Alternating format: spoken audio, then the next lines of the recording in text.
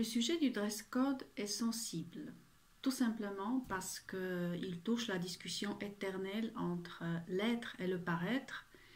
Et bien sûr, dès les premiers instants, c'est le paraître qui prend le dessus. Donc les gens qui sont plus intéressés par l'être, par la compétence, par tout ce qui est caché aux yeux, sont bien sûr offensés. Comment peut-on accorder autant d'importance au paraître? Et pourtant, il faut lui accorder son importance, peut-être pas à 100%, c'est-à-dire ne pas aller dans l'autre extrême du paraître 100%, parce que ça serait aussi une erreur, mais il faut lui donner sa juste place. La question du paraître apparaît justement le plus souvent lorsque la personne est amenée à diriger, à encadrer et par la suite aussi à représenter son entreprise, son équipe, parfois même son pays. Donc le paraître commence à prendre une signification presque symbolique. Donc ça devient très important.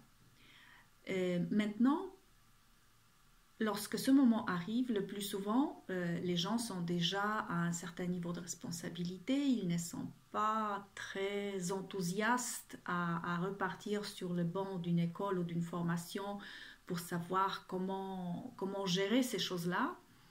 Et donc, la manière la plus discrète et la plus facile pour eux et aussi la plus efficace, c'est de faire appel à un conseiller personnalisé, à peut-être même une formation individuelle pour donner un bon départ, un look qui convient à de nouvelles fonctions. Bien sûr, à un niveau de responsabilité très important, il y a carrément les équipes composées des conseillers dans différents domaines qui s'en occupent. Mais pour les besoins de monsieur ou madame lambda, un responsable, un directeur, c'est suffisant d'avoir au début un bon conseil, un cadrage de ce qu'on peut faire pour avoir et offrir une bonne image de soi-même et aussi de l'entreprise aux autres. Et par la suite, on peut aisément s'en occuper soi-même en ayant des bonnes bases.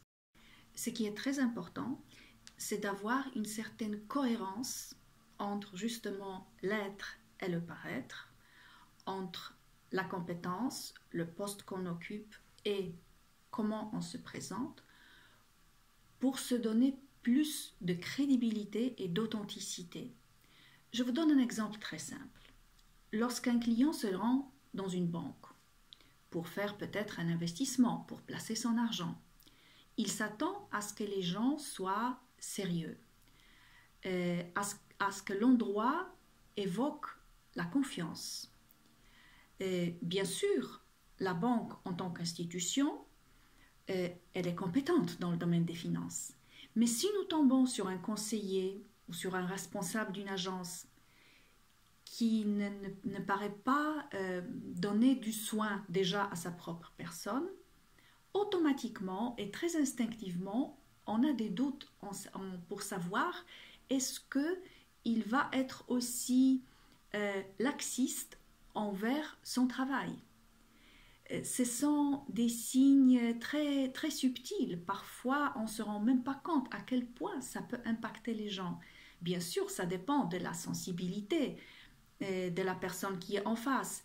Mais on ne peut pas supposer qu'il ait la même sensibilité que nous. C'est-à-dire, il faut qu'on soit en tout point au plus proche du modèle qu'on a pour multiplier les chances de faire une bonne impression.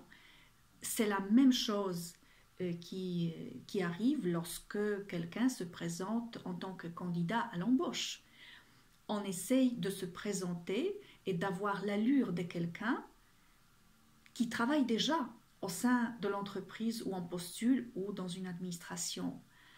Ainsi, on va être mieux perçu, on va être considéré comme quelqu'un qui cadre déjà avec l'ambiance qui règne à l'intérieur de cette institution et donc on va multiplier les chances d'attirer l'attention bienveillante du recruteur.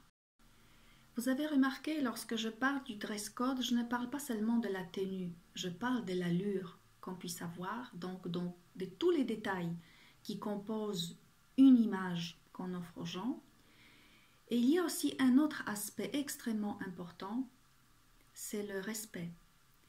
Finalement, le dress code reflète notre respect envers les personnes qu'on rencontre. Si nous avons du laisser-aller, la personne en face peut facilement interpréter ça comme un manque de respect envers elle. C'est valable aussi dans la vie professionnelle que dans la vie de tous les jours, même familiale. Il y a des personnes peut-être âgées, peut-être qu'on respecte beaucoup. Et avant d'aller les voir, on réfléchit comment s'habiller pour que ça soit convenable. Donc, dans le contexte professionnel, c'est la même chose. C'est aussi une question qui est soulevée surtout par la jeune génération, les personnes qui sont habituées à être toujours en style décontracté, qui peut-être ne sont pas amenées à rencontrer la clientèle et qui se disent voilà, peu importe comment je me présente, du moment où je suis assis dans mon bureau, je ne dérange personne. Eh bien, on ne peut pas venir au bureau vraiment 100% comme on veut décontracter, parce que ça serait tout simplement un signe de manque de respect envers les personnes qu'on rencontre. Il faut être propre sur soi, plus ou moins esthétique, correctement habillé. Je ne dis pas de porter des très hauts talons en ce qui concerne les femmes ou bien les cravates pour un jeune programmiste ou programmeur ou un informaticien, mais il y a quand même une conduite. Le plus souvent, dans les entreprises qui sont très structurées, cette conduite, elle est discrètement ou explicitement indiquée, et à ce moment-là, ça facilite énormément les choses.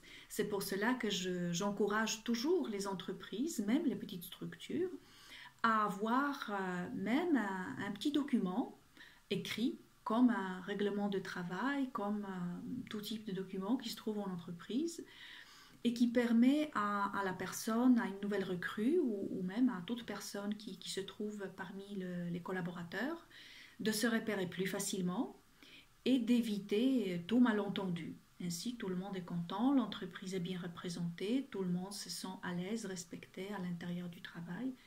Et dans ce contexte-là, le dress code trouve vraiment son application pratique.